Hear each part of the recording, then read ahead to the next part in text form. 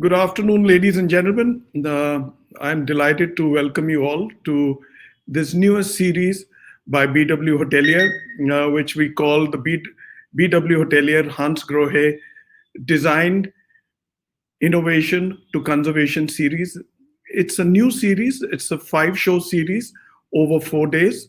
The 27th of August, the 27th of October, 29th of October, then the 6th of November, and finally two shows on the 10th of November. It'll be exciting. Be back. This is special focus architecture and design series where some of the finest names are there, and I'm grateful uh, uh, to Hansgrohe India to partner with us, and some of their biggest leaders are coming in from all over the world. Yeah. Without much ado, I let's go on and see their video first, and then take it from there.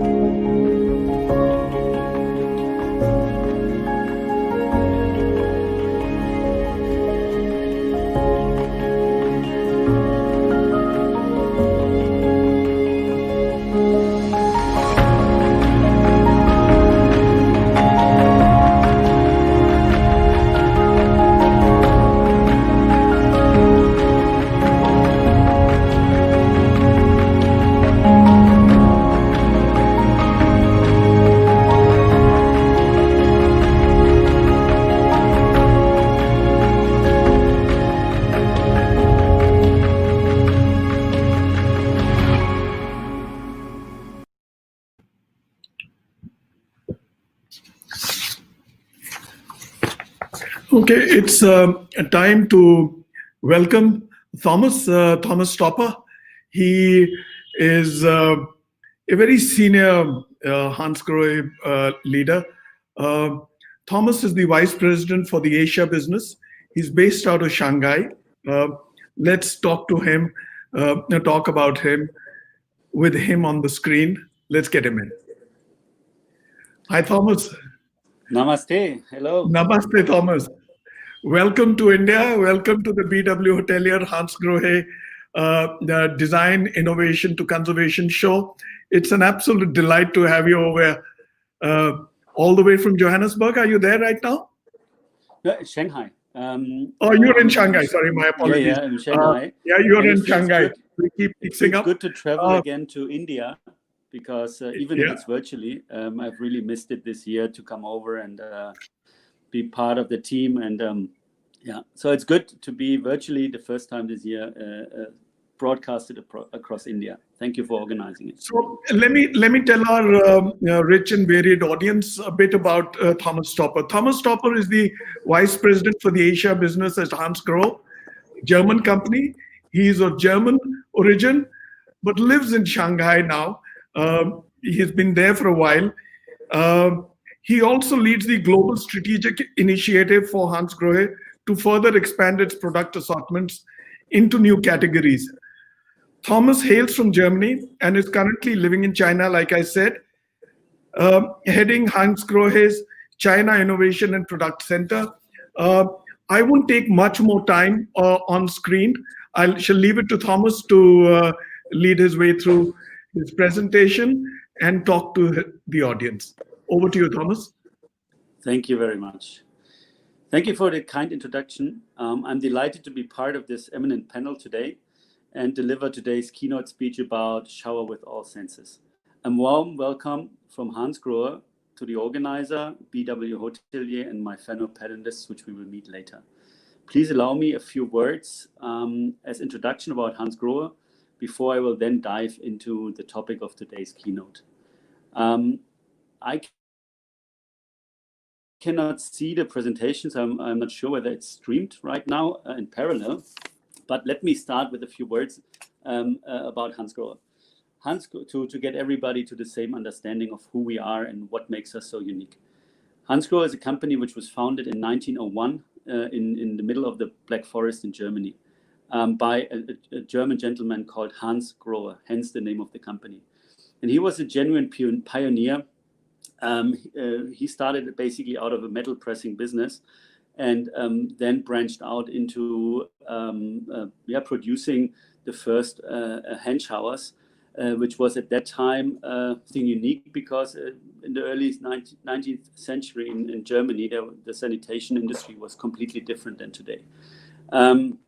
At that time, like I said, the idea of a bathroom in a family home was barely imaginable. It was very hygiene was a completely different topic than it's today.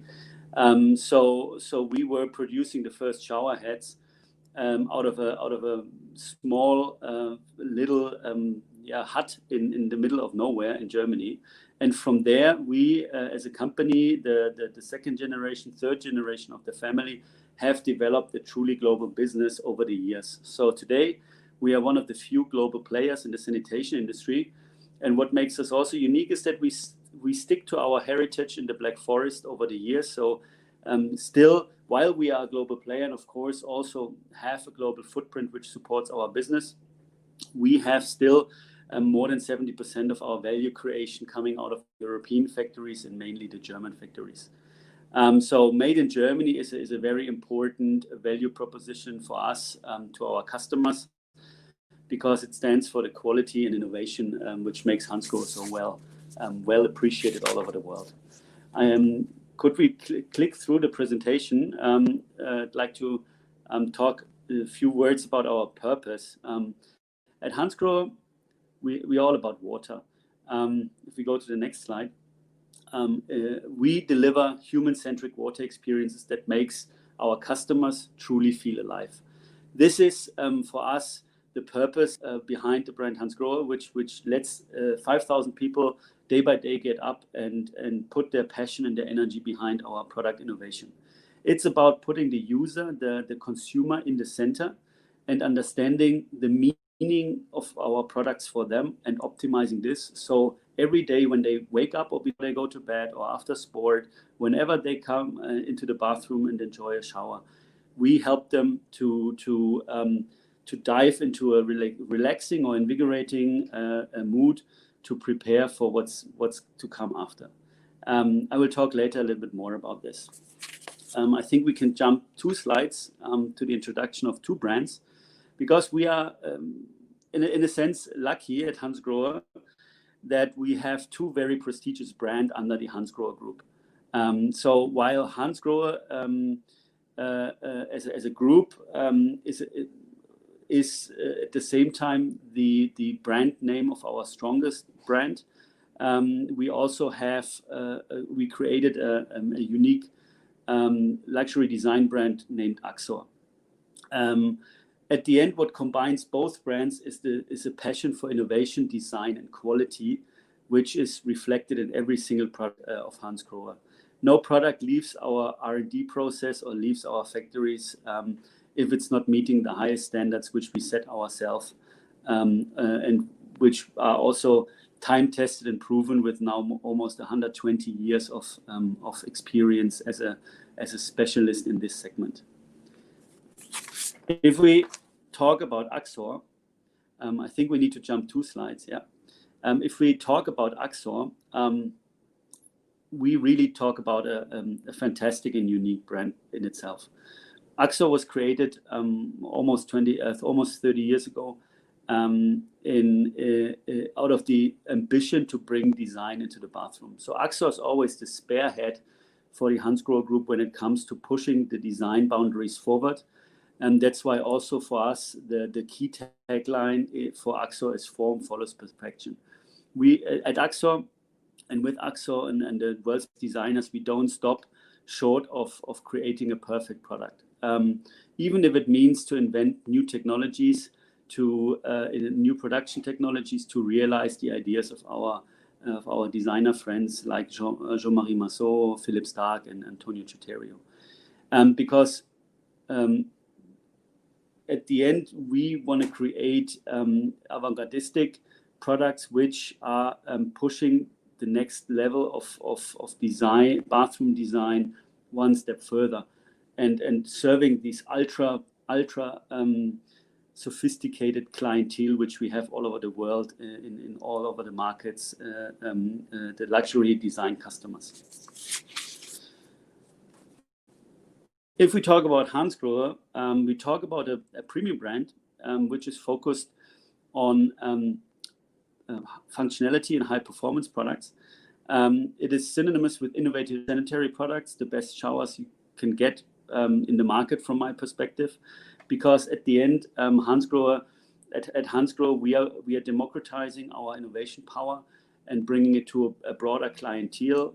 Nowadays, you can get the Hansgrohe brand in around 140 markets around the globe, and at the end, we are providing with Hansgrohe durable, top quality products. We are focusing on reducing our environmental impact through water saving products like EcoSmart technologies, and at the end, it's for us the key vehicle for our design and innovative technologies to distribute them all around the globe in a large scale. If we go to the next slide, we would just like to sum it up. I don't need to talk about that and our design ambition and why we are considered to be the design leader in the industry. Luckily, there's enough design awards and recognition in the industry. So maybe we jump to the next slide to dive into the keynote speech of today. Give me a few more minutes to talk about shower with all senses and talk about this from two different angles. One is the angle of spray technology, and the other one is the angle of multi-experience, multi-sensory showering. When we look at today, and especially the past decade, our lives have become truly increasingly hectic, occupied by busy routines and dominated by technology-induced distractions, such as social media, smartphone overusage, and an end. In this context, we see the daily shower as a special moment in the daily routine. Whether it's in the morning, whether it's in the evening, in different cultures, we have different shower routines. The bathroom becomes a feel-good oasis and a rest area from everyday's life. Not only women, but men too are increasingly looking for care and relaxation in the bathroom and in the shower. So for a new and sensual shower experience, we have developed the powder rain jet technology. How do we develop these kind of technologies? We have a dedicated team of spray researchers and spray architects who do nothing else day in, day out than research the best spray patterns and water experience in their laboratory in Schiltach in Germany. And have you ever asked yourself why it is especially under the shower that the best ideas strike us all of a sudden?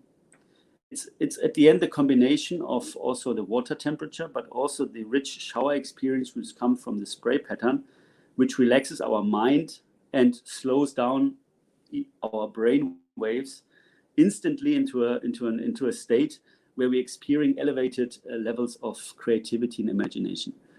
Meditation, I think all of you in India understand this very well, does the same, and a good and relaxing shower moment has a similar effect on us if we really are able to distract ourselves from the life out there, close the door in the bathroom and just take 10 minutes, 15 minutes time for ourselves and hopefully with a Hansgrohe shower and let ourselves relax our minds and let these innovative ideas strike us. I have my best ideas in the shower, and I'm sure many of you can relate to that. So with spray technologies like powder rain, we are trying to push the technology forward. And in this case, we have microfine droplets which envelope your body in a fine cocoon of water, so you feel gently caressed and secure. So it's a basically, instead of having one outlet on the same square, on the same space of the head shower, we have 6 outlets. So this creates a much finer shower experience, which we launched recently in the market and is very well received. Of course, we have different shower patterns between men and women. So some people like more an intense shower feeling, a stronger shower feeling. Others like the massage function. So usually our products come in different with different shower functions. So whether it's a powder rain function, the rain function, or the whirl function, or if we go to different parts of the assortment, overhead showers, here the Rainfinity overhead shower collection, which is an outstanding new product, new iconic designs, or the Rainfinity hand shower. All of our high-end shower ranges come with functionalities to change also the shower spray mode according to your needs. Let us go to the next slide. When we talk about showering, we want to bring it to a completely new level. We don't want to talk only about products. I just introduced you spray technologies. I introduced you a couple of different products. With rain tunes, the ambition level was just 10x. Just go on a complete new level and develop and define shower experiences as a multi-sensory experience. We see that there is a big opportunity for us to leave the dimension of products and really orchestrate experiences. What do I mean with that? With rain tunes, we are basically providing you everything you need. It's a digitally enabled shower solution where you shower according to your mood. We have 7 different scenarios at the present moment, which can be controlled via an app solution, which are the perfect symphony between a lighting ambience, so visually creating the right ambience, sound, involving the relaxing sounds or invigorating sounds, scents. So for every individual scenario, we have matching scents to let you also enter into a new world through your nose, into a new mood. We have also, of course, feel, because at the end we have each program runs on a different temperature curve. So, for example, in the good morning scenario, we start with a very warm lighting setting and end up or start with also a 37-degree shower temperature, a nice gentle sound. And at the end, over the course of the scenario, which will run around 7 to 8 minutes, we will finally cool down very gently and gradually the water to I think it's around 15 degrees, in order to invigorate your body and to get you ready to start the day. So it's not only anymore the shower product which we our clientele. It's at the end a symphony of an experience of 7 to 10 minutes, where we can orchestrate the perfect moment for our customers according to different moods. Imagine beauty. It's a completely different routine, or before sleep relaxation.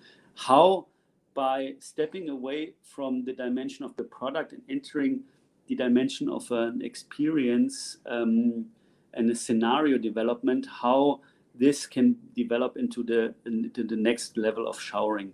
That's why we call it beyond showering. And it's also an opportunity not only for us as the manufacturer of these products, but also for our partners in the design community to see this as maybe a new touch point in the future and develop maybe branded scenarios or branded touch points where, for example, the next IHG shower moment can be created.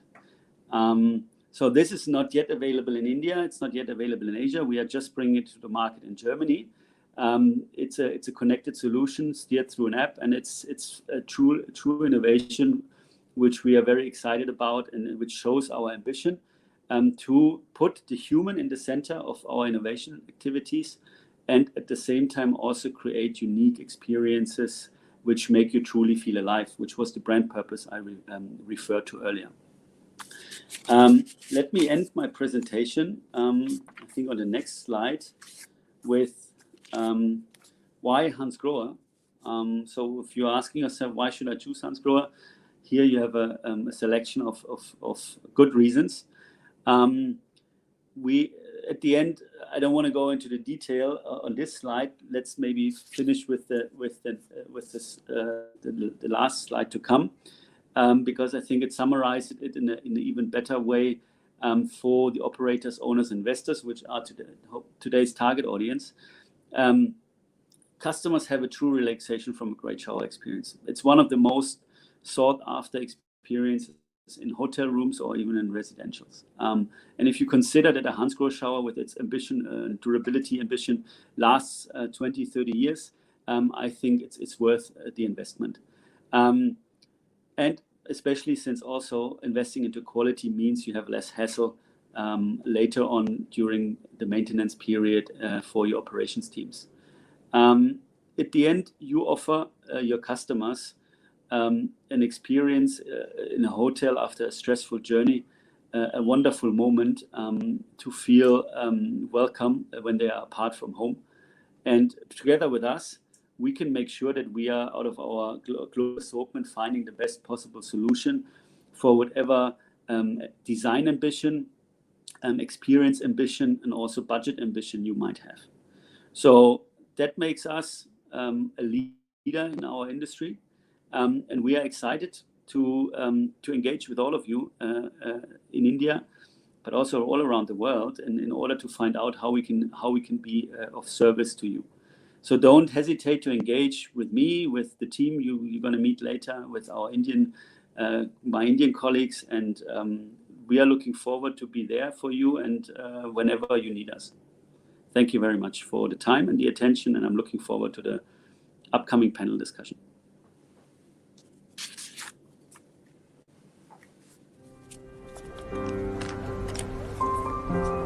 As our lives become ever more restless, maybe it's time to ask ourselves, which moments in life are the most beautiful?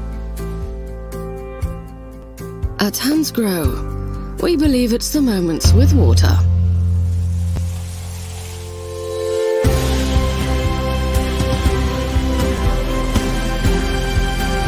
Because water is the essential to us in 1,000 ways every single day.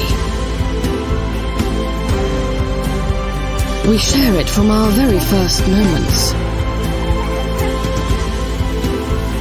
At special times when we're together with our families and friends.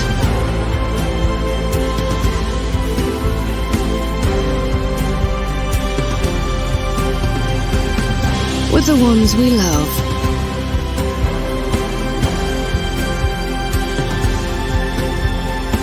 Or the times when we are simply by ourselves.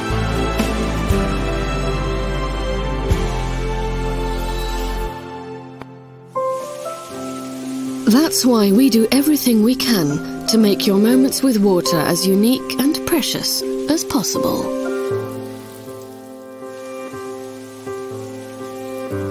Hansgrohe. Meet the beauty of water.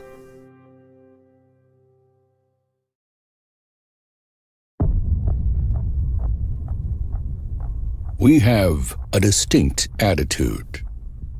It determines our thinking. It is the driving force which compels us to continually develop new visions, beginning with the finest materials, traditional methods, and the most innovative technologies, in collaboration with the world's best designers.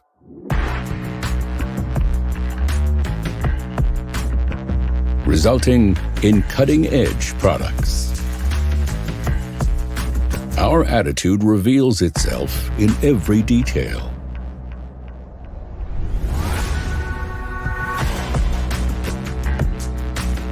Perfect in form and in function.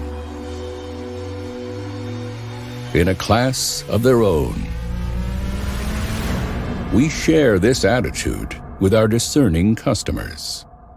For them, we make no compromise. In every one of our avant-garde products. In every version.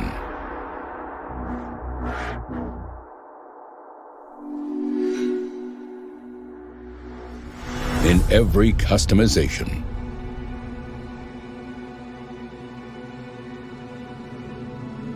In perfection.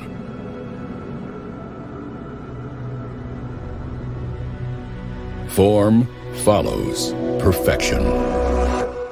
Axor.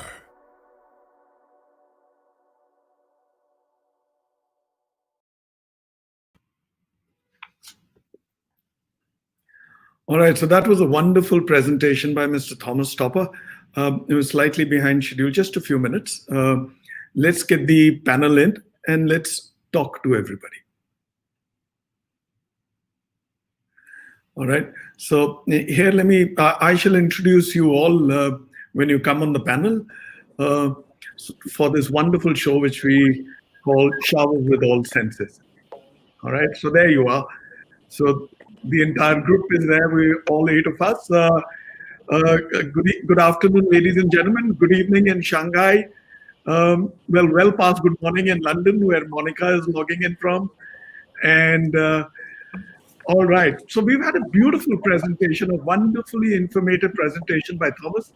Thomas, thank you so much for this. Hansgrohe is as big as it gets in the category, right? And a preferred brand, not just in hospitality, but across verticals, across domains. And who better than some of the best architects, best designer, the best project heads and the best procurement head from the industry to talk about it. Let me welcome to the show our moderator first. I shall come to the ladies after this. Sid Barua. Sid Barua is the country director for WATG London. He shuttles between London and Delhi, Gurgaon, right? And he's responsible for overseeing WATG's operations and delivery throughout India and its neighboring countries. He is also the commercial manager for WATG India region and is responsible for devising and deploying strategies for the company's growth. Sid also sits on the Sultan Qaboos University's Industrial Advisory Board, that is Oman, for the uninitiated. And then, of course, Sonali Bhagwati, a very tall name in the industry, a very big name in the industry, a giant, both she and her husband. Sonali is the president for Designplus Architecture. She started an internationally recognized design firm in partnership with Saurabh Dalal. Saurabh also happens to be her husband now. Spezio Design Architecture. She's the president of Designplus Architecture after the merger of DPA and Spezio. Her experience and expertise in architecture and interior design has been recognized by way of numerous awards and accolades. She has been published as one of the 20 best architects in India. She's been regularly featured as Hot 100 Contemporary Indian Architects. She's been named as one of the top 12 interior architects in the country. Have I missed anything, Sonali? Having said that, we go over to Monica. Monica Malhotra Kandhari. She's the managing director of the MBD group. She shall tell you more about what she's doing in a bit. But let me tell you, both these sisters are doing quite a bit. Apart from running the MBD Radisson hotels, they also have a wonderful partnership, which she will speak about herself. She's a second generation entrepreneur and is the managing director of the MBD group. Almost 2 decades ago, MBD Group, the leading education company of India, diversified into the hospitality sector. All the hotels managed by the group have won numerous awards in various categories, be it for the best hotel or the best rated restaurants. I can tell you about the food. Their food is to die for, right? Radisson food. Who doesn't know Radisson food? I shall come across and walk to the young debonair uh, Sahil Khan, right? We were having a chat with each other, and he said, "Well, just the NA is missing. Khan and Khanna, I'm just about the same." His mother's a Khanna, by the way. Sahil is the Senior Director, Design and Technical Services for South Asia for the Radisson Group. Sahil is a leading design and technical services professional for Radisson Group in South Asia, and is responsible for the rollout of 8 hotel brands for Radisson Hotels, with more than 65 active projects in different stages of design and construction. Prior to Radisson, Sahil has had a career spanning more than a decade with the Oberoi Hotels and Resorts and MR, right? I'll walk across to Arvind Mathur. Arvind is a tall name in the procurement business in the hospitality industry. Well, also my junior from Modern School. He is the regional director strategic sourcing for South Asia for the Radisson Group.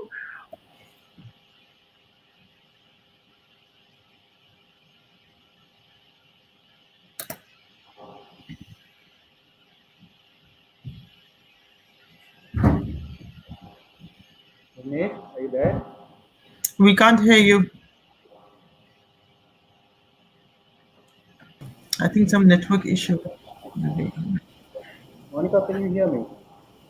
I can hear you, yes. Maybe we wait for a minute, or I will introduce the other two gentlemen on the panel. And then maybe Yeah, if somebody offline can call him, that's the network issue. just wait, let's wait for a minute. Yeah. Yeah, we think. Sorry, Just- I got logged out. So, and Thomas Stopper, I've already spoken about. Last but not the least, my good friend Gaurav. Gaurav is an engineer, an MBA, of course, an IM, and a leading man of the industry. I mean, he's done some of the best brands. When you talk to people in the hospitality industry and you tell them, well, I'm doing a show with Hansgrohe, they said, is Gaurav there? I said, of course he's there. So he leads the South Asia business, which we call the SAARC business. In addition to his SAARC leadership role, Gaurav is heading the key accounts efforts of Hansgrohe in Asia. He holds an experience of 21 years and works extensively in leadership roles in building and construction domain. I don't want to take away more of a punch. I shall hand over the hot break to Siddharth, my partner, who shall moderate the show. Over to you, Sid. Thank you, ladies and gentlemen. Thank you. Thank you for the kind introduction, Bhuvanesh. And am I audible to everyone?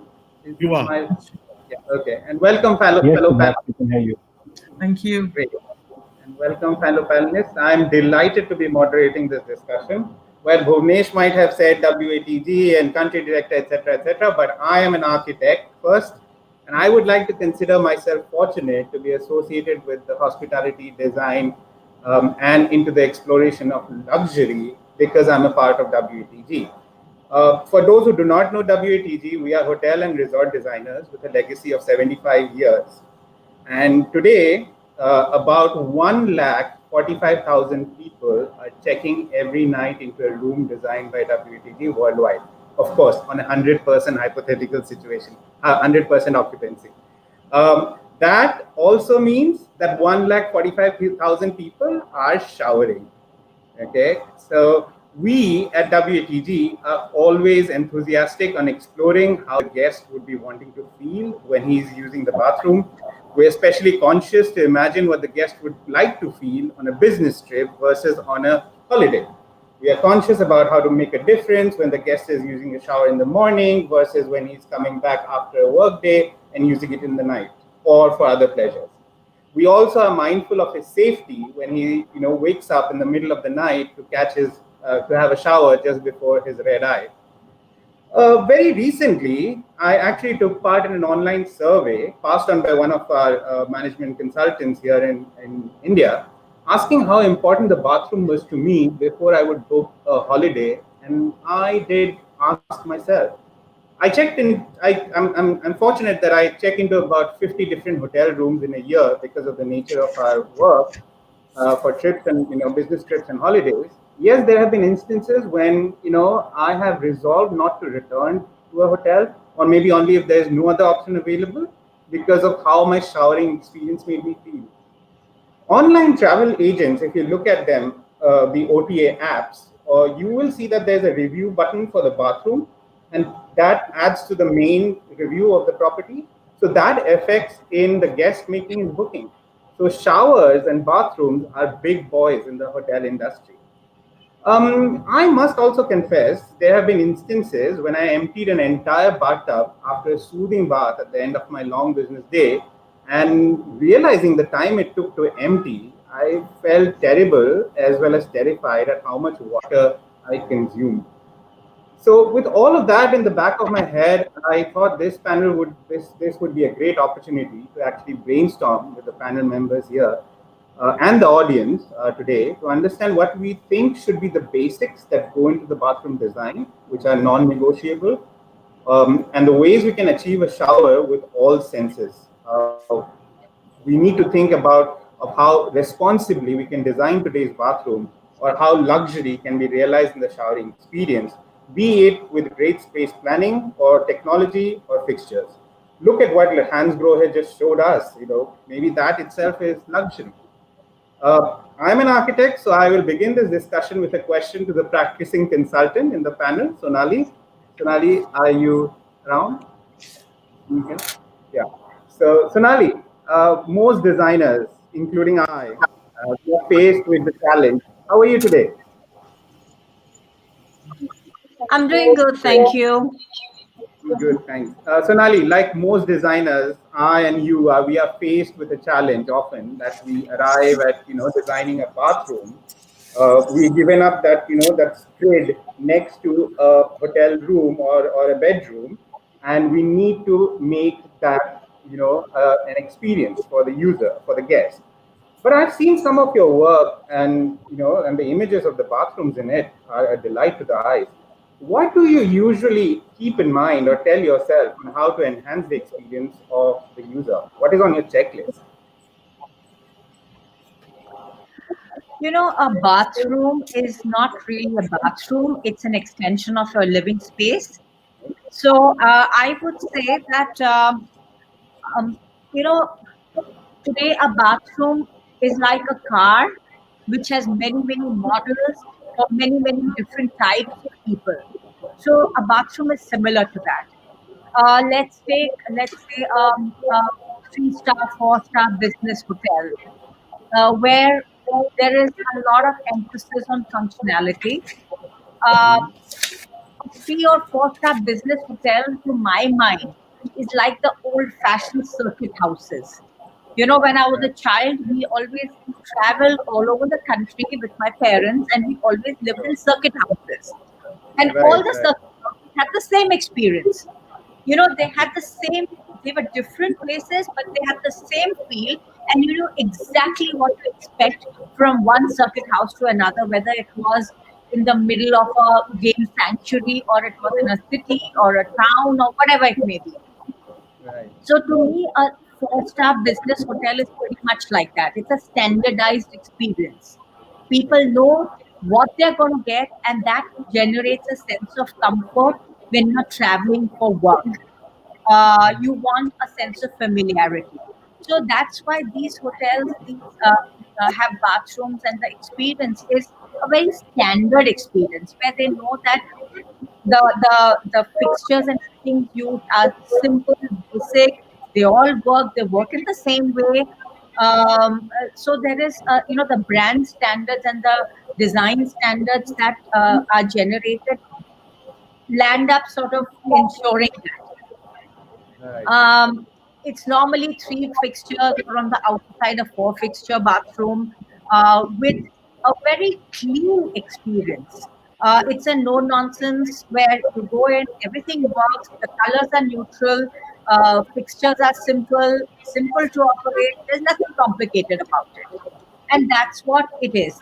The same way the room is, the same way the food is, and so on and so forth.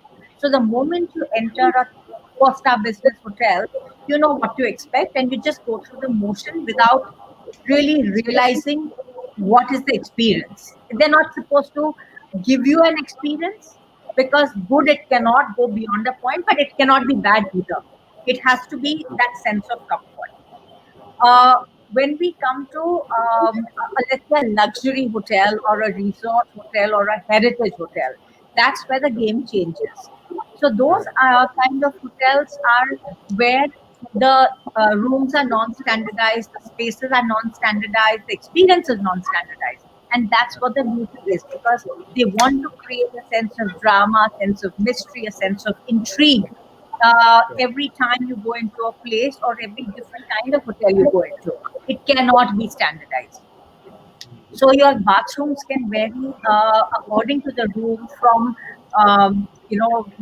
any size to any size. It could have anywhere between 4 to 6 or 7 fixtures. It could have outdoor showers. It could have courtyards. It could have indoor landscape. It could have all sorts of things. But in spite of that, most of them still have fittings which are, I would say, definitely more, I would say, bespoke from the standard sizes, but still not something which is hugely complex that can create a sense of confusion in the user. So the experience is normally created with everything else, including your lighting, including floor patterns, including materials, textures, inlays, different types of fixtures in terms of your fittings and fixtures, and the overall experience that's created. However, I would say when it comes to the faucets and fittings, it is normally something that is reasonably easy to operate from a sense of convenience. So this is what is like what we call the bespoke, where you have a person coming to that place for the experience. Then when you come to, let's say, a mid-market developer who builds apartment housing or a condominium housing, that's where there is a huge emphasis on functionality and storage, because that's one of the most important things in an Indian home. So in terms of the kind of counters you give, the kind of storages you create, the lighting. So it's very, very heavy on functionality, but there is a huge emphasis on cost. So normally a very, very budget range is used over there. But when you go to high-end residences, that's where the whole story changes. And today, literally sky's the limit, because we are looking at actually bathrooms which are like little homes. We are looking at bathrooms where there are 7, 8, 9 fixtures. You have highlights, you have landscape, you have all sorts of underfloor heating. You have everything that you can think of. And it's the way you put it together is what would give the experience. It's not just merely the luxurious ingredients, but the way you compose them. That is what should create the experience, according to me. Awesome. So Sonali, you have. Sorry. Please go ahead. So I think it's just the way you put things together. So there are different strokes for different folks, different experiences, and it has to be looked at individually. Wow, Sonali, you have covered the whole spectrum. Very impressive. Keep up the good work. Speaking of design and planning, while we understand from Sonali how she covers all spectrums of a bathroom, let's go to Sahil, another designer in the forum, in the panel. Sahil, hi Sahil. Sahil. Hi Siddharth. Right. Okay, right. So Sahil, you are part of the design delivery in the Radisson Hotel Group. Right? So what do you prioritize for your guests in the bathroom that you get designed? Is it guest experience, sophistication, aesthetics?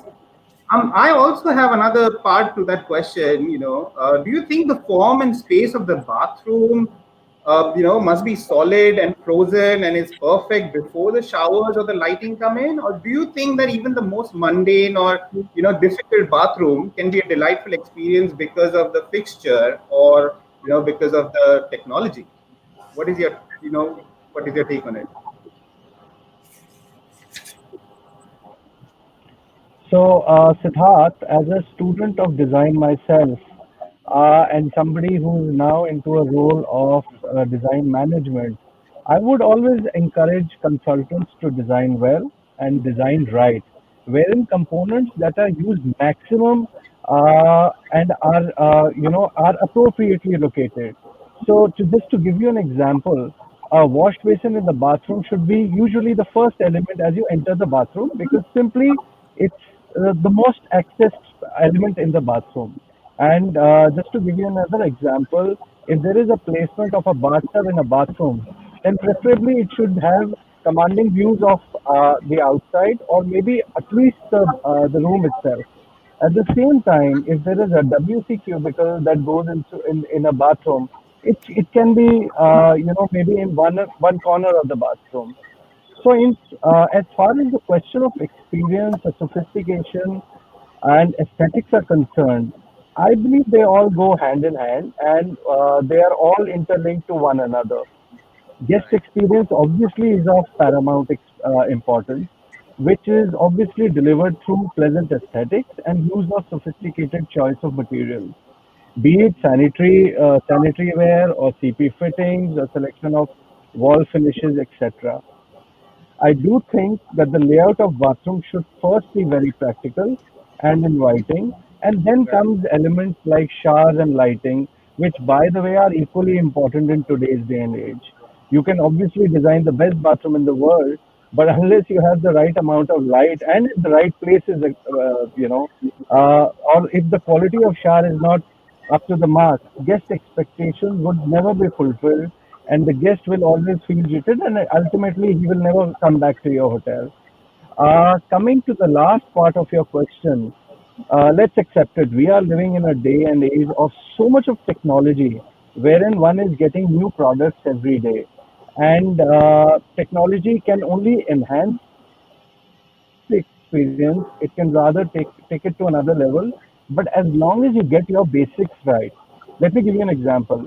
If the WC cubicle or the shower cubicle in a bathroom is not well proportioned or is not well designed or is cramped up, no matter the best WC seat on earth or the best shower head, that will still not be able to make up for the diluted experience. So to sum up, I guess one has to design well, get your basics right, focus always on guests, be very innovative, have good aesthetics, and the use of right amount of sophisticated materials, which obviously are determined by the product one is developing. And last but not the least, use the right amount of technology, and that shall all these things put together shall enhance your guest experience. Nice, nice. Okay, next time I'm in one of the, I come out one of the showers of the Radissons in India, I'm gonna check if all these things were in place. Okay. Yes, yes, of course. Right. That actually makes me want to turn to the owner of two of India's most popular Radissons, Monica Malhotra. Monica, hi. Monica, Sahil and Sonali both think space planning is key, systems are wonderful. Monica, you are a hotel owner. You have an ROI to meet at the end of the day. What would you ask your next designers to keep in mind when designing the next set of bathrooms? What is your design condition for the guest for that bathroom?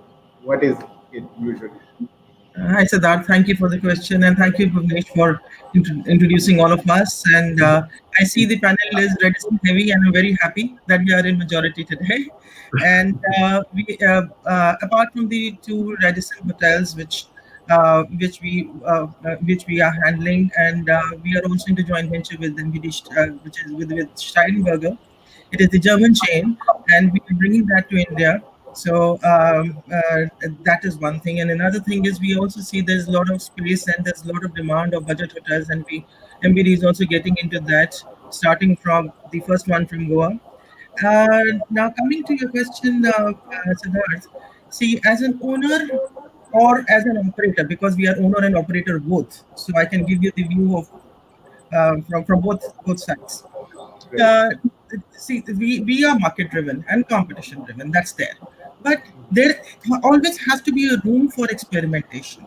We are making product for 5 years or 7 years hence, if we are making in parlance to what is available in the market, or how the customer is viewing the comfort today, there has to be surprise factor. Otherwise, your product is made for probably 1 or 2 years.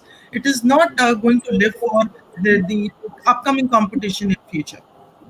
So even if the cost involved in doing that surprise factor, the delight factor, the cost goes up by 10 to 15%, that much can be absorbed in ROI, because that also brings in the guest to the hotel. So you don't they want to see standardized product, which we follow the standards of the brands we work with. But thankfully, they give us the flexibility and leverage to a designer also, to the owner also, to bring the surprise factor and the element, whether in the terms of layout, or whether in the terms of in terms of the wash basins, or the WCs, or the showers, the experience. So there is a basic standard which we or definitely have to meet, whether it's 3 fixtures, 4 fixtures, or 5 fixtures. Beyond that, we can definitely explore. So the delight factor is the two things which brings the customer to the hotel, which is the service and the design of the hotel. So both the things put together, we can't do without one of the each. So what I think is that ROI should be we should have an eye on ROI, but there should be a space to do experimentation. But yes, we should not go whole hog and we overdo it also. And but in today's time, it is just not the space planning, it's just not the look and feel. But I feel it is more to start with the soulless functionality, as Sonali also said and Sahil also said, is more to do with functionality of the space. And after that functionality, you put all the other factors around that soul, whether it's sustainability, whether it is look and feel, whether other whatever color scheme or whatever palette which you choose from. So functionality, whether it's the room or is the toilet, and the toilets, as I agree with the other speakers, that it's become part of the room now. And the cliche going into the vestibule, having the toilet on the right, on the left side, and then going to the bedroom is also there, but then they may be innovating in some other way. But I think the layout is the first factor which I'll tell my designer that please explore another layout, because that is the first factor. That is, you don't have to think, or you don't have to use any technology to view that. You don't have to use anything else to view that. And I prefer a lot a toilet layout to be very innovative, putting functionality into the center. And you can do much more with it, because you spend that me time in the toilet, as you said, Siddharth, that this is the key thing which you see in the hotels, that we are not comfortable with the toilet, you don't enter the property back again. So what I think is that we should look at the future, and we should not limit ourselves to just what is given. Whether whether it is a budget hotel today, the customer is well traveled. They're looking at technology, but simple technology, easy to use, definitely. So otherwise, it becomes a negative feedback from the guests you're going to get. Whether it is a 4-star property, the leverage over there is less to experiment, but you can still in that arena, because they want to refresh themselves from the office. They don't want to see something similar to office straight line. But yes, minimalistic is the way we're going forward. But yes, I understand the luxury, we have more bandwidth. So as an owner and as an operator, I will definitely experiment to 10 to 15%. Definitely. Awesome. Wow, Monica, you are probably up for setting trends. I'm very looking forward to your new properties. From owning a property to, let's see how we do at procurement. Arvind, an operator who's into procurement, what do you often find when you're given a bathroom design to evaluate for procurement and operations? Again, like Monica, do you think the owner and like Sonali, the designer, may collectively wish for all they want, but what would you like to tell that team? Do you think they would go over ambitious or underplay when it comes to a bathroom? Okay. First of all, I'd like to thank WeBBlast Hotelier and Hansgrohe for organizing this session. I think it's a first in the industry. Thank you for that. And thank you, Siddharth, for moderating this. And I'm honored to be part of this panel with such eminent speakers. And we've got a good mix here. And like Ms. Malhotra mentioned, we've got a majority of the Radisson here today. So coming back to your question, and already mentioned, both from a owner perspective and an operator perspective, I would like to say, as an operator, you see, primarily what happens is in any such design and space planning for a bathroom, which is definitely an extension of the living space, which is the guest room itself, and not to be treated separately. Every hotel operator has a set of design standards and brand standards, which are always provided to the developer, the owner, and in turn that gets passed on to the designer to give some options of the design element and the space planning per se. Now, when that comes about, it is always given in the form of certain brands of the product itself, with certain model that are attached to it. And I would just like to mention here that Hansgrohe is our recommended partner in the EMEA region, in the Europe, Middle East, and Africa region, for quite some time now, and we are looking at extending the same for South Asia as well, or APAC in general. So that is work in progress, and I'm glad that we are doing this with Hansgrohe for that very reason. So once the designer comes up with those options to the ownership, typically that would then come to Sahil, my colleague who just spoke on this aspect, and not really to me. So that is where his role becomes that much more important. And the things that are to be looked at in terms of where certain customization may be asked for by the owner, or the designer themselves, that is something which all operators in today's day and age are flexible to, in the sense that we definitely need to maintain the minimum brand standard. That, of course, is a given. We can't go lower than that. But then again, even if we want to look at customization, or kind of go a little ambitious on that, like Ms. Malhotra mentioned, that can also be done only up to a certain extent. Right. So do you like hands? Yeah, we can't go overboard, and the reason for that is practically because as most operators and us also, we have a different in our portfolio, we have different segments, which are the upscale, the upscale, the mid segment, and so on.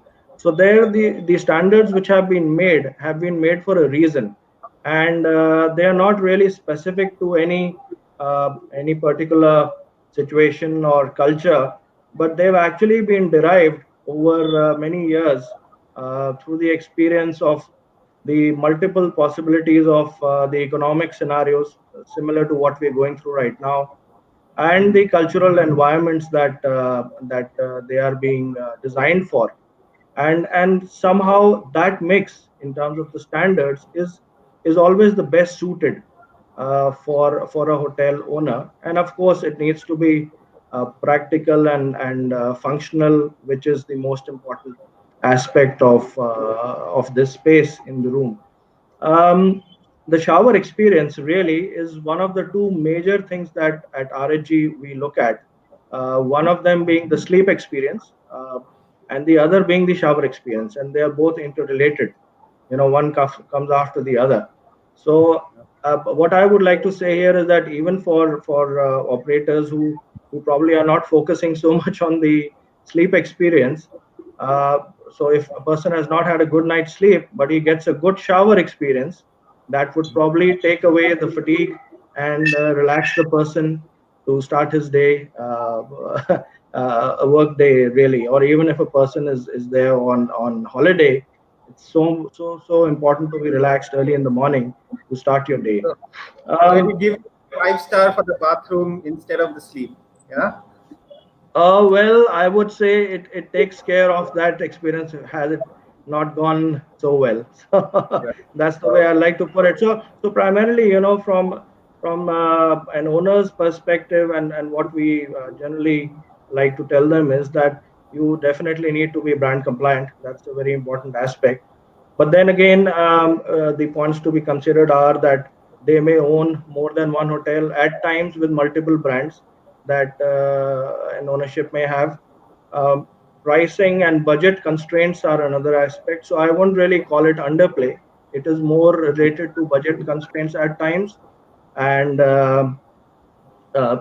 pricing comes into play also when in a bathroom where you have both bath fittings, bath fixtures, and sanitary fixtures. So there are times when there are owners who would say that we would like to go with one company for both, rather than limiting it only to a manufacturer who's doing, let's say, bath fittings only, because they get a better deal overall in the overall scenario.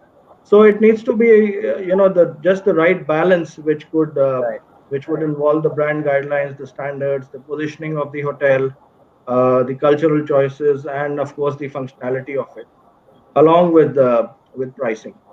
So I know of, just to give you an example, I know at times when owners are very ambitious, they would go for brands which are not really may not have a major local presence in the country, and later on they have a problem with the maintenance, the serviceability of that. So that's also a very, very important aspect to be considered. Yeah. I hope the owners have heard this. I have been part of those discussions where the owners are on one side and the operators are on the other side. And as architects, I have been in between looking at which way to go. Anyways, we now know how to bring a fixture to a bathroom or what thoughts goes behind. Let us look at what a fixture might think when he's coming to the bathroom. Thomas, hi. Thomas, for a moment, think you are not part of Hansgrohe and you are an architect.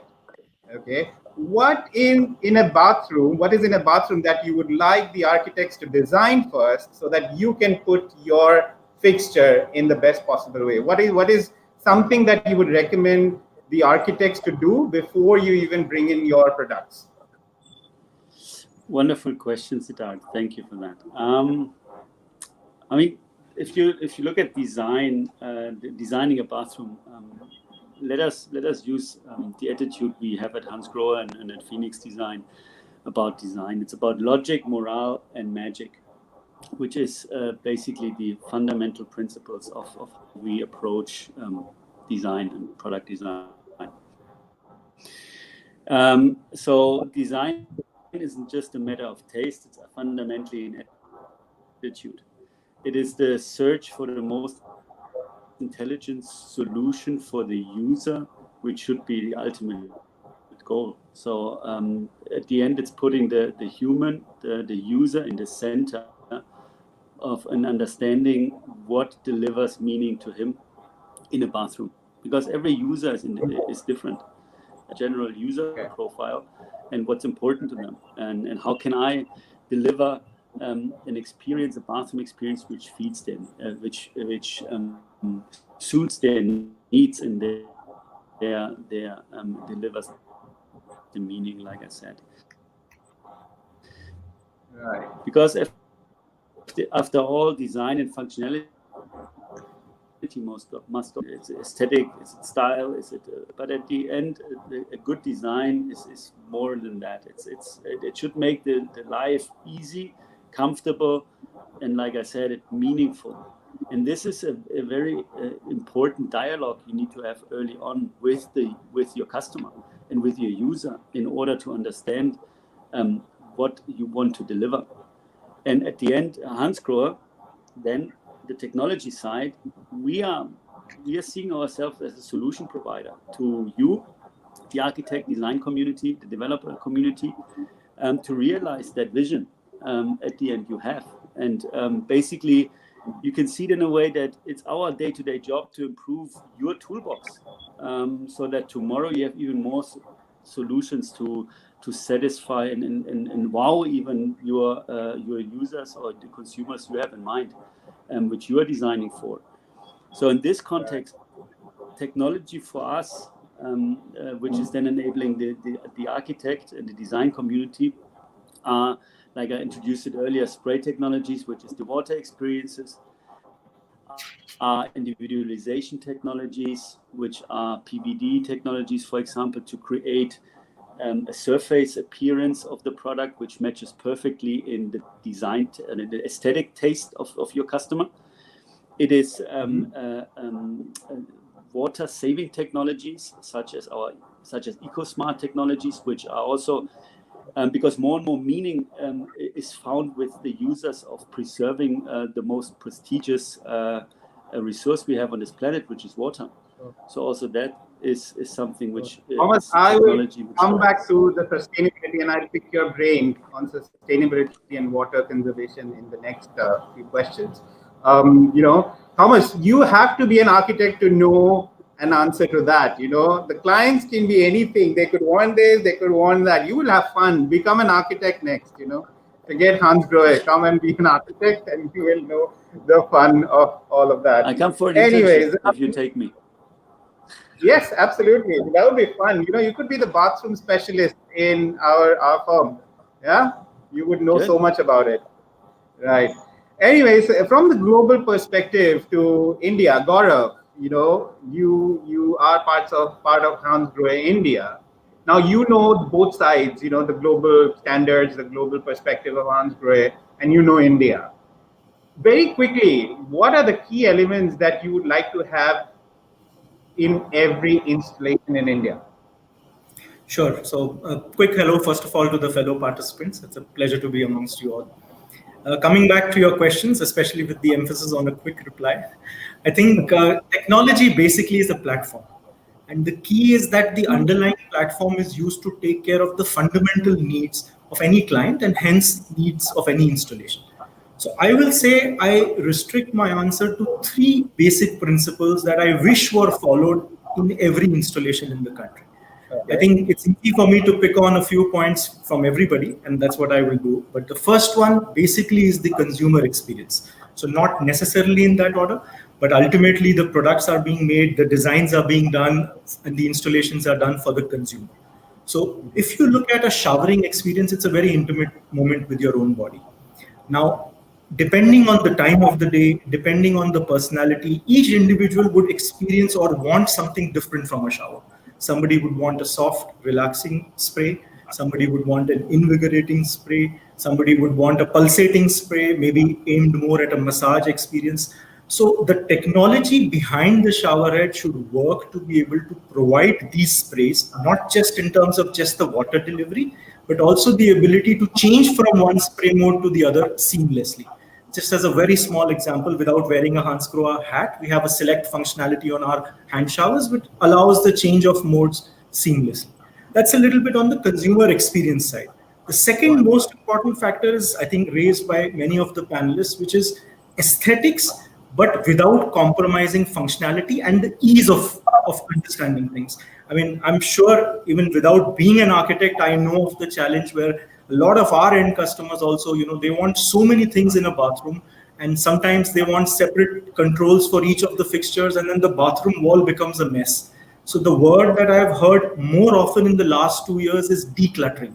So you want the ability through the product technology or configuration to have multiple deliveries of water, but if possible from a decluttered wall. So from a single panel, something like what we have in our Rain Select, where you have 4 or 5 functionalities that can be given from a single panel. So that's the second part, the ease of, we talk about ease of business. This is also the ease of functionality and yet managing the aesthetics.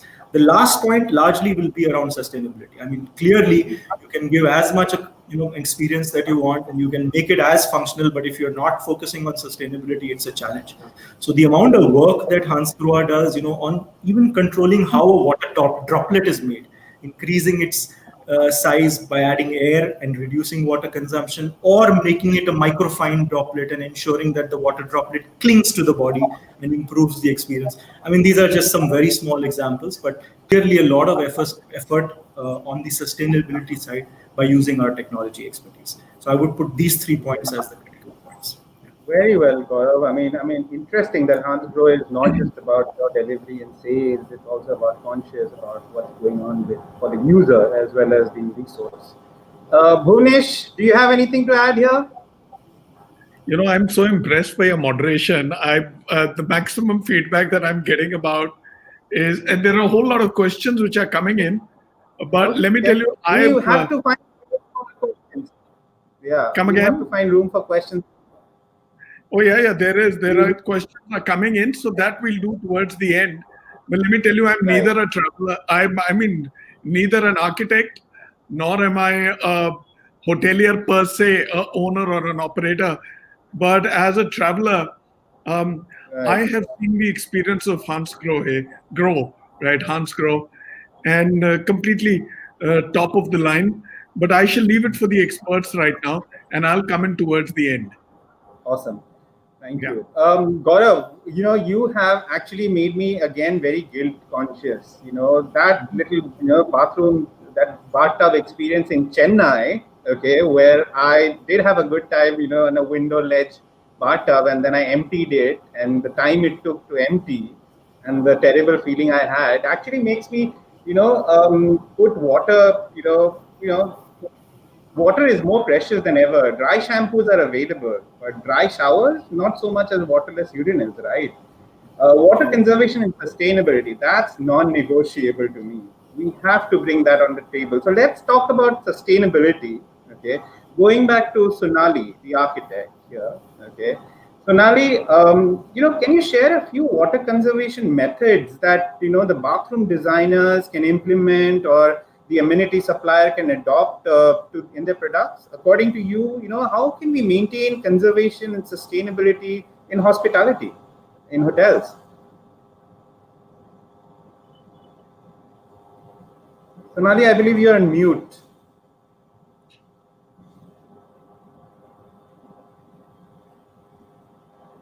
Yeah, before we go on to conservation and sustainability, one of the points that I wanted to talk about, which is pretty much in connection with what Monica said about creating that little quirk, that little interest in even a smaller hotel. One of the points I wanted to bring forward is that even in the 3-star and 4-star business hotels, what one tries to look at is to bring in a cultural nuance, which is pertaining. So you always try and keep that one element or that one small thing somewhere that will connect you to the context of the place. For example, whether it be Radisson, you're looking at a color palette or a slight sort of a stone detail or any such thing, So these little things which would still fall within the tenets of the brand standards can still create that element of interest. And when we did a whole document for AGI for the 3-star, 4-star business hotels in India, that is one of the elements that we kept in mind, how to give each place some identity. So you are in Kerala, you have to have that one little thing that will speak Kerala, that one tiny bit, So that was one thing I wanted to just talk about. And also now with the advent of the lifestyle hotels, I think when we come to that sustainability, you see a lot of the luxury hotels or the standard hotels have a lot of fixed ways of going about things. And when we start talking of sustainability, of course, one is the back-end technology, what Gaurav also talked about, which is in terms of your fixtures and fittings, which are inherently always exploring how to reduce your water usage, etc., etc. The second is, of course, your entire project being in terms of, your reuse, recycle, etc., which is at a larger scale. But what I feel, these things are, I would say, a given. Today, any MEP background will always want to look at, these are standard things that we would look at going forward. But to me, what is really important is that how do you go into the lifestyle and bring sustainability into the forefront, So I feel that the way these lifestyle hotels have come up, and they have actually taken various aspects, because these are non-standard. There are no brand standards that define these most of the time. So they have had the opportunity of trying to recreate a lot of basic sort of stories that a hotel needs to tell.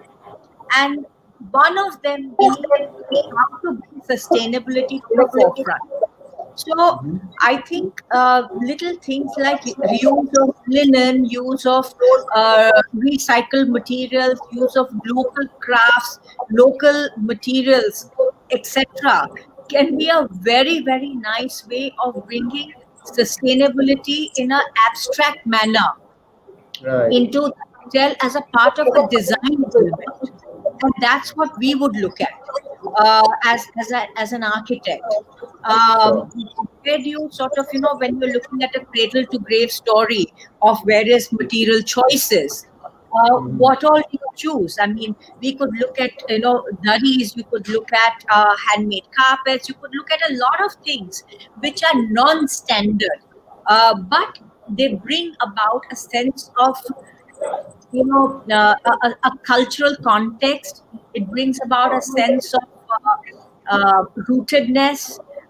It also brings a sense of design, which can be very, very well integrated into an international kind of a platform.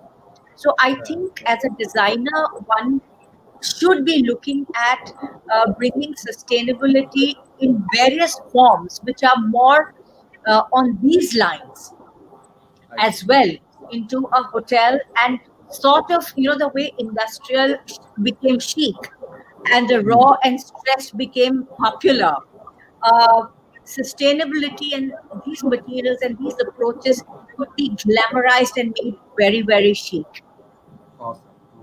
Well, I think, yes, absolutely. Sonali, I think we also absolutely believe in what you're saying, and even when you were responded to how to bring that placemaking, I think sustainability also should be placemaking. If it's the right weather, we use the right kind of local thought that goes behind the mechanics. Staying on design, Sahil, are you driving?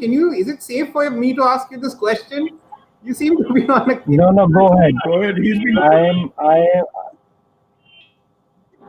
Sorry, I'm fine. You can go ahead with your First question. time we have a panelist speaking from a car. I might as well talk to Michael. Let me tell you, Sahil and his boss have just launched a brand new Radisson in Bareilly. So they went there this morning, launched it, and they're coming back. That's the kind of effort. Awesome.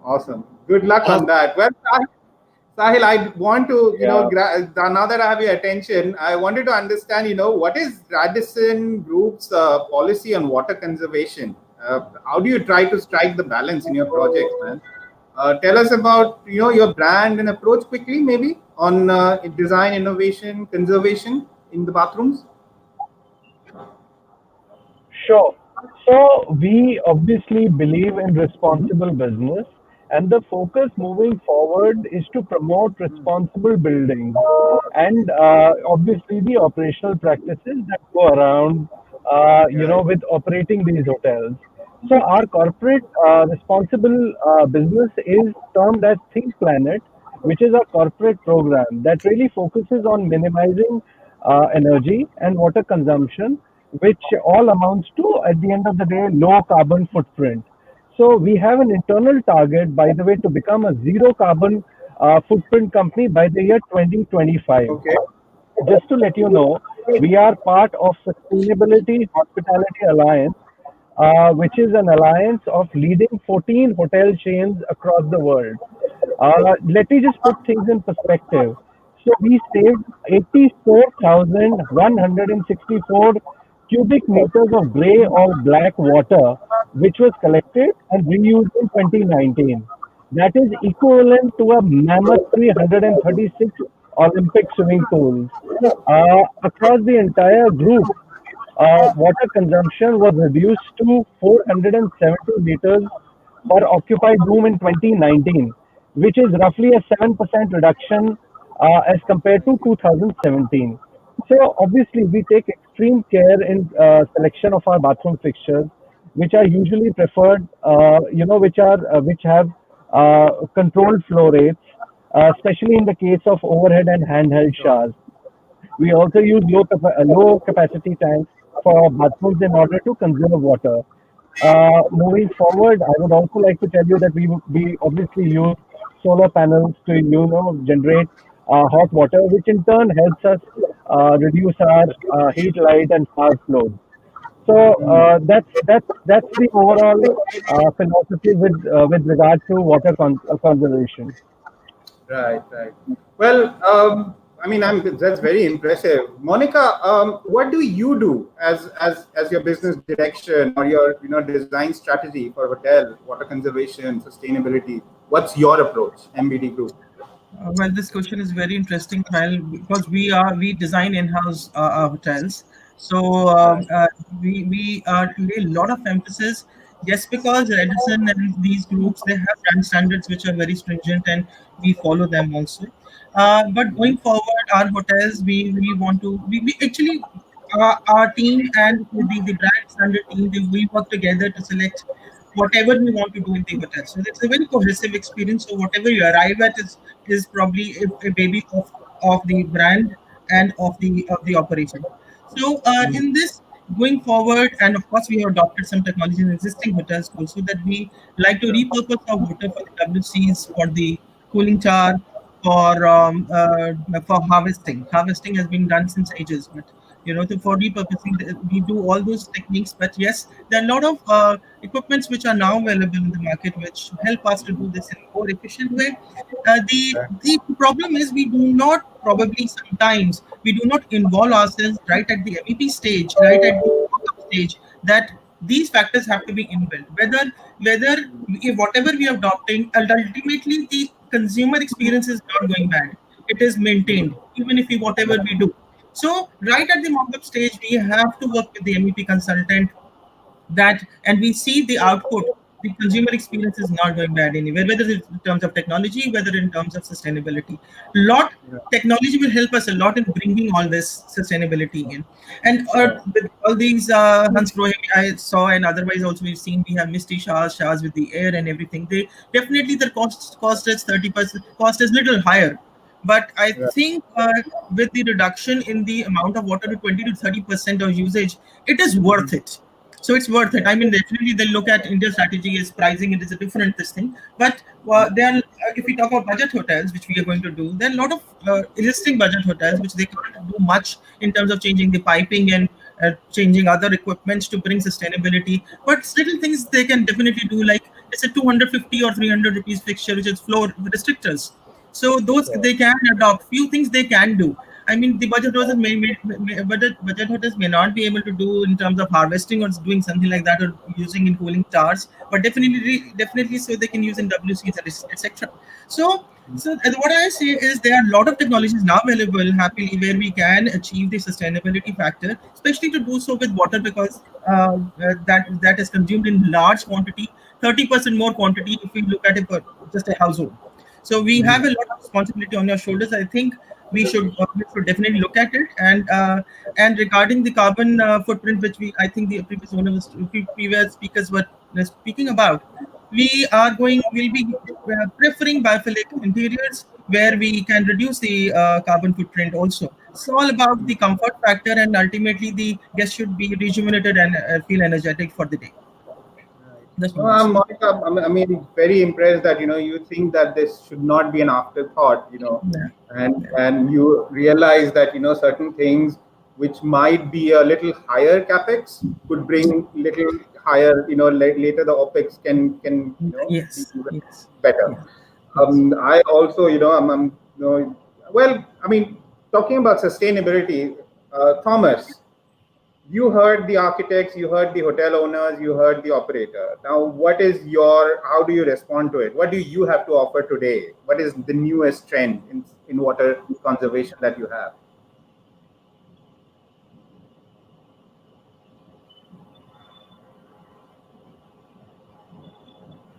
Thomas, I think you are on mute.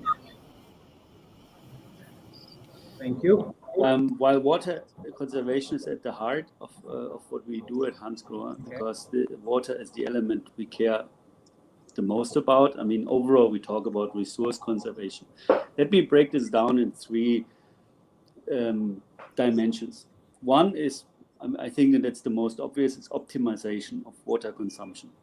So how can we deliver an outstanding water experience with less water usage per minute, right? So basically, if you enjoy a 10-minute shower instead of in the past maybe 12 liters or 14 liters per minute, you can get the same experience in nowadays even with 7-8 liters.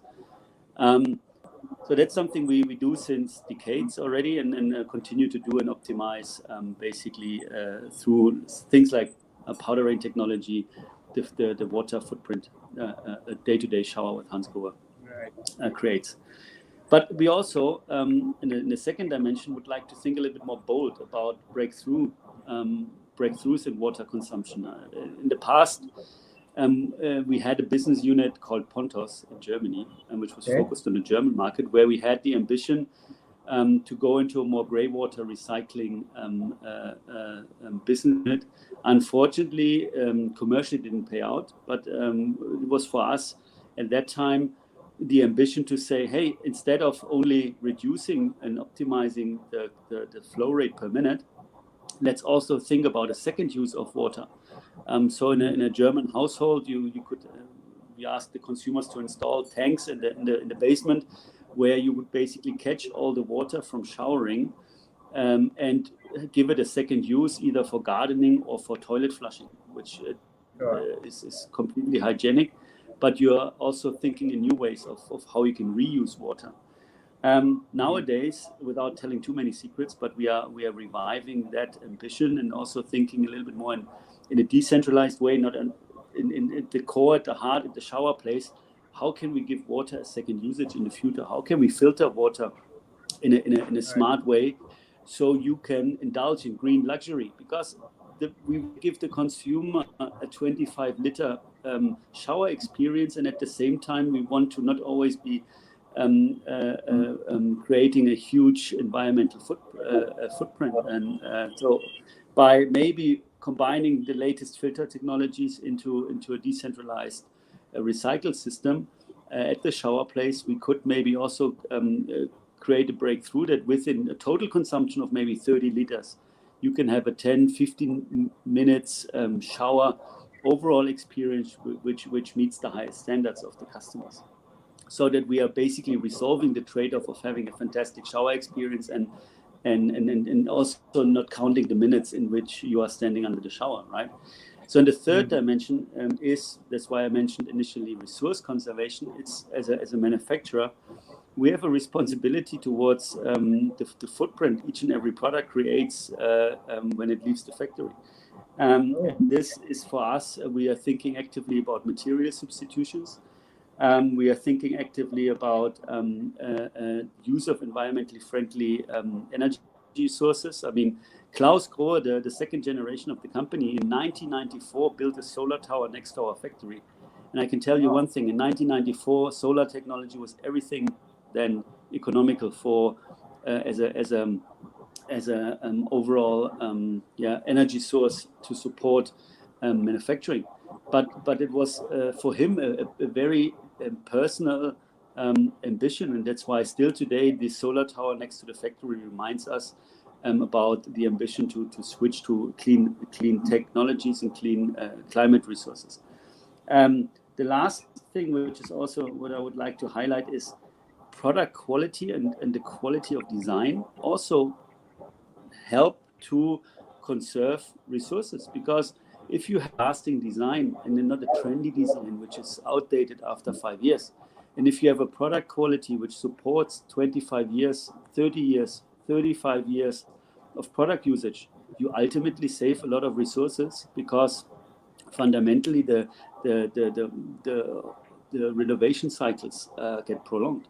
So at Hansgrohe, we have the ambition to look at this resource conservation holistically, and also be more and more bold, because we all understand that we, as someone who provides and thinks about water every day, we have a big responsibility here.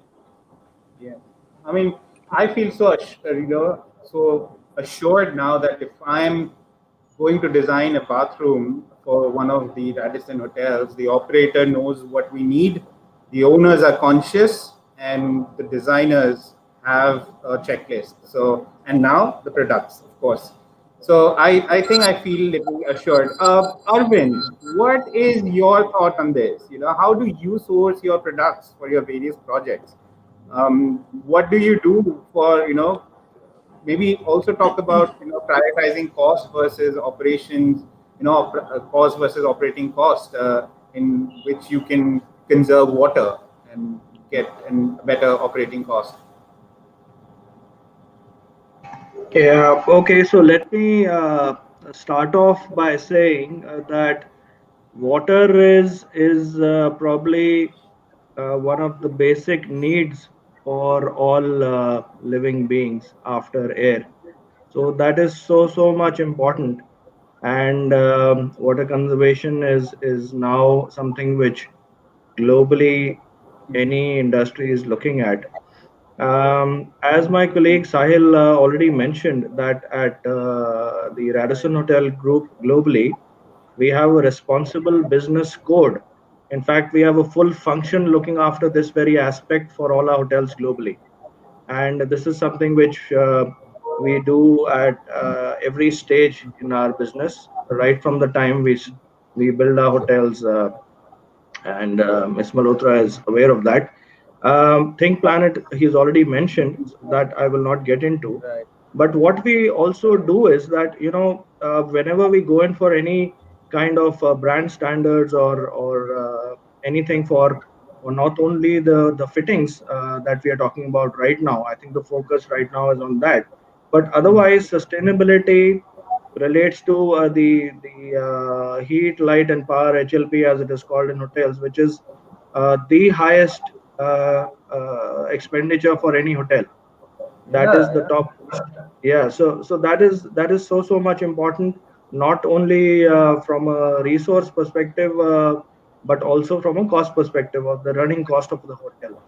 So, besides the fittings, which is of course the water that is consumed, we also have a lot of electrical appliances. I wouldn't say appliances, fittings in the bathroom and in the room, which could be, the shaving mirror, which would have probably lighted. So it is now LED lights which are being used in that.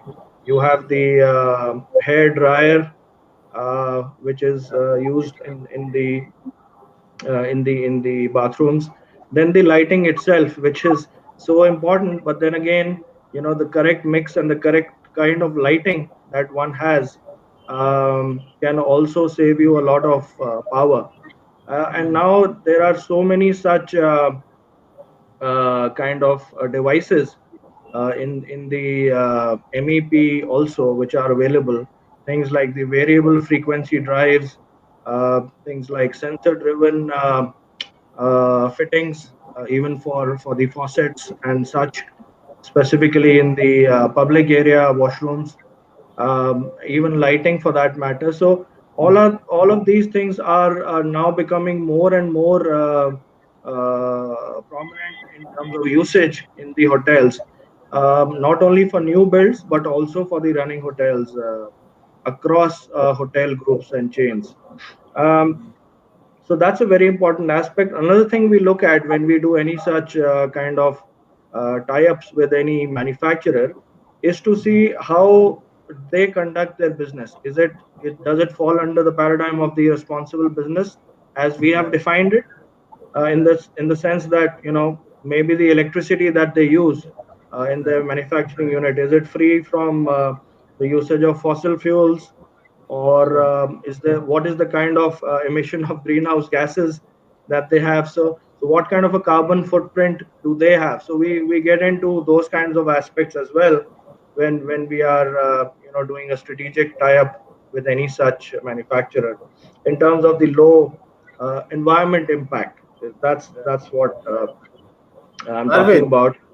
Yes. Arvind, what you have to do from my end and our panel end, at RHG, please be very strict at pre-qualifying your product people, okay? This is something, this is the least we can do to save water, to save environment, okay? No, thank you. Arvind, did I cut you in between?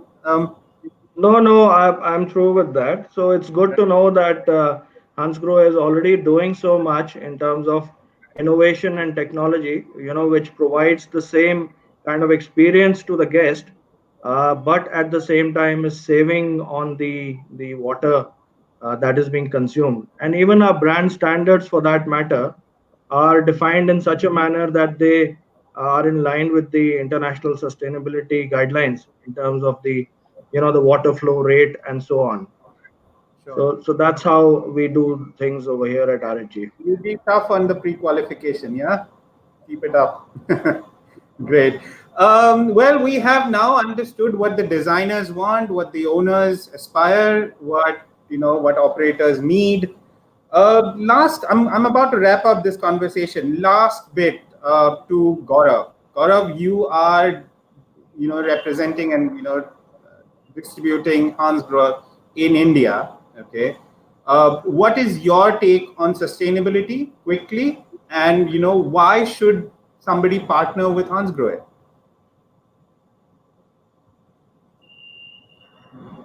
Gaurav? Yeah, sure. So I think on the sustainability side, I think a lot has been said by each of the panelists. So for me, it's about responsible usage of water and at the same time ensuring consumer experience. So I'll kind of maybe give it a shorter answer on that point, but I'll probably emphasize a little bit more on why Hansgrohe. So for me, the hospitality domain actually is a beautiful amalgamation of a number of requirements which are very unique, like design, like culture, functionality, and yet they have to be put in a standardized guideline. And at the same time, from a manufacturer perspective, our ability to service all of this around the world. So again, I have 3 or 4 points which I will quickly mention. One, it's a global brand, which means that we have presence all across the world. That also means our ability to service the requirements is there all across the globe. From a consumer's perspective, it's a brand that is recognized globally as a premium and luxury brand, especially Axor taking the luxury positioning, Hansgrohe being a little bit more on the premium functionality perspective. Thirdly, all the points that the panelists have mentioned, whether it's innovation, Hansgrohe has been pretty much the inventor of showering, and even in an age as 1901, when you didn't have a bathroom in your house, we had people who were visualizing how water delivery can happen in a shower head. So from an innovation perspective, from a perspective of being able to meet design requirements through a panel of leading global designers. So it's not just Hansgrohe at work over here. Sonali ma'am had mentioned that you need not just the innovations from the product side, but on the material side as well. So our international designers are not working only on the product; they're working on the overall experience that will be felt, on the design side and the material side as well. So I think all these factors, and along with that, of course, our inherent green logo, which means that we are inherently committed to sustainability, make Hansgrohe the right partner. From an India perspective, we also have a dedicated person who handles the hospitality sector, so we will give it the attention that we need. So I think that's a little bit of why Hansgrohe for India especially. Great. And also, did you notice the green screen? Absolutely. Right. So I think we have had a very, very strong, and very meaningful discussion on how a bathing experience is not just about bathing, and it has lot of more to do. And we have seen all 4 stakeholders. So I am done with my direct questions. And Bhuvanesh, over to you. Would you kindly wrap this up and open up questions? I could, Siddharth, let this session go on and on. I mean, let me tell you, we have some very interesting numbers of audience. We started the show with over 2,000 people and across platforms. So we're looking at a number more than 5,000 people who are watching across platforms. So that's fairly interesting for a first show. Let me tell you, I was a bit rusted coming into this after over a month. I was laid back with some issues, but I'm extremely delighted to be able to do this. I remember the call the day Gaurav called, and I said, "Oh, yes, I must do this." and architectural design is something which is up my street, and I got to meet such wonderful people. Having said that, I have a lot of questions here, but I should shoot one to Sahil first, right? Uh, these days, hospitality brands are focusing a lot on water conservation in premium properties. How do you balance good water experience and water conservation? Alvin asks you this, Sahil. So whether it is any property of ours, whether it is in the luxury segment or whether it is in the mid-market segment or any segment for that matter, water conservation is obviously one of the most important features. Having said that, the experience is equally important, and I think as Thomas was as earlier he had mentioned, in today's day and age, you have products that are available which do not dilute your experience. At the same time, are very high on conservation, whether it is water or any other resource. So there are enough and more materials that are available which give you a very premium experience and are at the same time very, very conscious of the natural resources. So thanks to companies like Hansgrohe and others, our job is much easier, and luckily we have the best of both. We have conservation, we can get conservation, and at the same time extend a very premium experience to our guests. So that's what I would like to say. Excellent, excellent. That's well said, Sahil. I shall ask one small question to Sonali. There are a whole lot of questions there for everybody. This question is from Parag. When you have a luxury property coming up in India, what are the India-specific design elements that you'd like to adapt?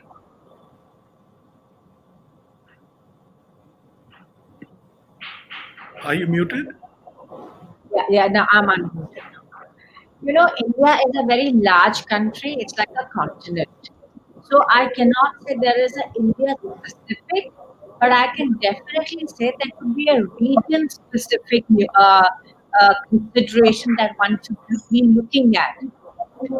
Like, for example, if you're looking at a heritage property, the approach would be different. If you're looking at like a W level of property, the experience would be different. It's a lifestyle kind of a hotel, the experience would be different. So again, whether it is region specific, but from a kind of hotel to another kind, also the experience varies. So there is nothing set in this. Every property or every project has to be looked at specifically for what it's targeting. What kind of a market segment is it targeting, and what is the aspiration that it needs to create? So I think whether we are looking at materials, we are looking at craft, these are the kind of things that can be brought into a luxury segment. And as I've said, in a very glamorized, to bring it into the forefront, because I firmly believe that we are such a rich tradition that we have, and we have so much craft, we have so much sort of background, and I think unless we as designers use it effectively and integrate it into an international platform, that is the only way we would be able to bring our cultural nuance into a stage which is international and something which is accepted and recognized globally. So I think that is what I would look at. Very well said, Sonali. Now, permit me, Sid and ladies and gentlemen, to wrap up the session with a summary, right? Don't go away. I'll go speaker by speaker. Let me start with Thomas first. We want to create a next level of bathroom design and serve our clientele all over the world. Is that right, Thomas? That's exactly right.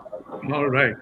Sonali, she made an important statement. She said, bathroom is the extension of the living space. Yeah. And Arvind, brand standard and guidelines are key to delivery of a project and hence guest experience. Gaurav made two or 3 points actually. Technology is the platform for 3 key deliverables: customer experience, aesthetics without compromising functionality, and 3, sustainability. Showering is an intimate experience and we enhance it with our different sprays. Yeah. Monica, use of enhanced technologies like air, water, mixed showers may increase the cost, but it is the need of the hour with the need to save water, and we have to give decent showering experience to our guests. Sahil, balance between sophistication and simplicity in a bathroom design contributes more to a great experience. Yeah. Having said That's that, right. Bang on. sorry. I said that's right. Yeah. And I'll come to the man of the show. Before I put you to vote, Sid, let me say what you said. Bathroom is the key element in a hotel room rating by any guest. I said a lot of things, but absolutely agree. I picked this, for want of time, I could have gone and on and on. So let me tell you, this has been an amazing show. Like we say in Hindi, mein, pata hi nahi chala time kahan gaya. What I said, Thomas, was you don't even know how the time went by, right? It's with somebody who's doing perhaps 100 to 120 kilometers an hour as he does the show with us, Sahil Khan, right? Or all of us here. How do you think was the moderation by Sid? I shall save my vote towards the last. On a score of 10, how much? Just count. On a score of 10, how much? 10? 11. Yeah, there you go. Yeah. Sid, let me tell you, very well executed. Sid, there are a lot of comments about you. I think that there's another profession waiting for you as a side. Right? So good job. We shall see you again. Now we have 4 more shows coming, right?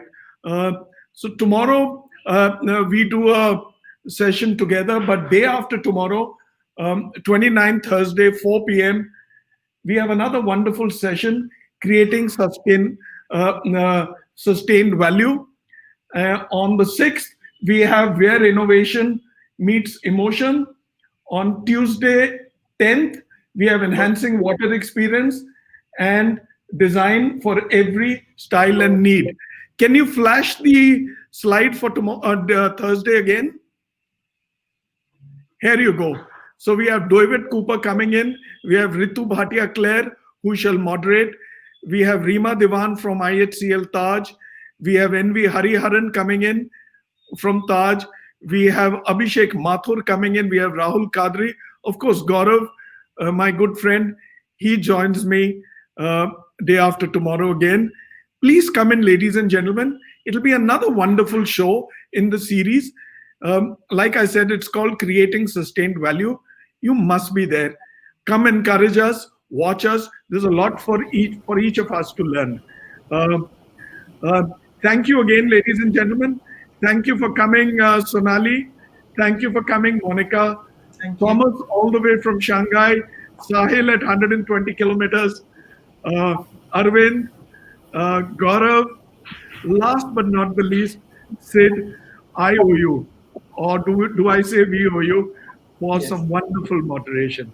Thank you. It's been wonderful hosting the first show of the BW Hotelier Hansgrohe India Design Innovation to Conservation series. See you day after. Until then, namaste. Thank you, Bhuvanesh. Thank you. Bye-bye. Thank you, Bhuvanesh. Thank you for getting us all here. Thank you. Bye-bye. Thank you, sir. Thank you.